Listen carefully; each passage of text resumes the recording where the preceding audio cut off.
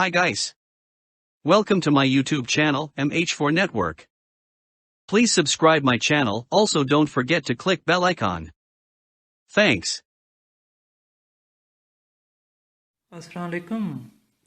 उम्मीद है आप सब खैरियत से होंगे। किसी भी बॉन्ड पे प्राइस लगने पे कुरानंदाजी से 3 से 4 दिन के बाद वो प्राइस क्लेम किया जा सकता है।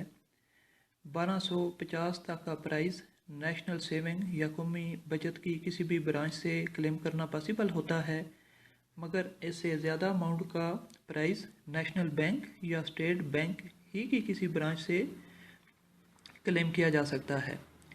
प्राइस क्लेम करने के लिए आईडी कार्ड की कापी, ओरिजिनल प्राइस बॉन्ड और इसकी एक कापी और एक फॉर्म जो बैंक से ही मिलता है, जिसमें कुछ सिंपल सी इंफॉर्मेशन फिलअप करनी होती हैं, जैसे नाम, बॉन्ड नंबर, ख़रीदने की तारीख वगैरह। वो फिलअप करके बैंक में जमा करते हैं और बैंक दफ्तरी कार्रवाई मुकम्मल करने के बाद बॉन्ड का प्राइस जारी कर देता है। बैंक 18,500 तक का प्राइस उसी दिन जारी कर देता है, जबकि 18,500 से ज़्यादा और 1,85,000 तक का प्राइस जारी करने के लिए बैंक 10 वर्किंग डेज़ का टाइम लेता है।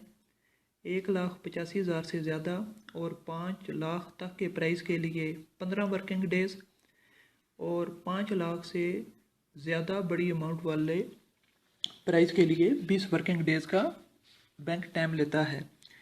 ये वक्त बॉन्ड के ओरिजिनल होने की तस्दीक और मुख्तलिफ दफ्तरी फार्मेलिटीज़ को पूरा करने के लिए बैंक लेता है। इसके बाद अनामी रकम प्राइस जीतने वाले को टैक्स की कटौती के बाद जारी कर दी जाती है। टैक्स सिर्फ अनामी रकम पे होता है, जो कि नॉन फेलर या नॉन टैक्स पेयर के लिए 20% और फेलर या टैक्स पेयर के लिए 15% होता है, और ये टैक्स सिर्फ अनामी रकम पे लागू होता है। इसके अलावा बॉन्ड 10,000 या उससे कम मालियत वाला बॉन्ड विनर को या बॉन्ड होल्डर को वापस कर दिया जाता है, जबकि 10,000 से ज़्यादा अमाउंट वाला बॉन्ड बैंक अपने पास रखता है और जितनी उस बॉन्ड की वैल्यू होती है, कीमत होती है, वो बॉन्ड होल्डर को पे कर दी जाती है।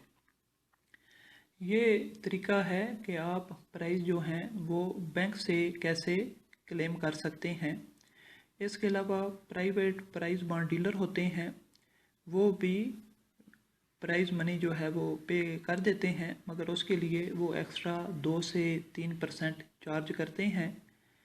और दूसरा उसमें मसला ये होता है कि किसी भी अमाउंट का बॉन्ड हो, बेशक 10,000 से कम अमाउंट वाला बॉन्ड भी हो, तो वो वापस नहीं करते, वो बॉन्ड अपने पास ही रख लेते हैं, मगर उसकी अमाउंट भी वो बॉन्ड होल्डर को पे कर देते हैं।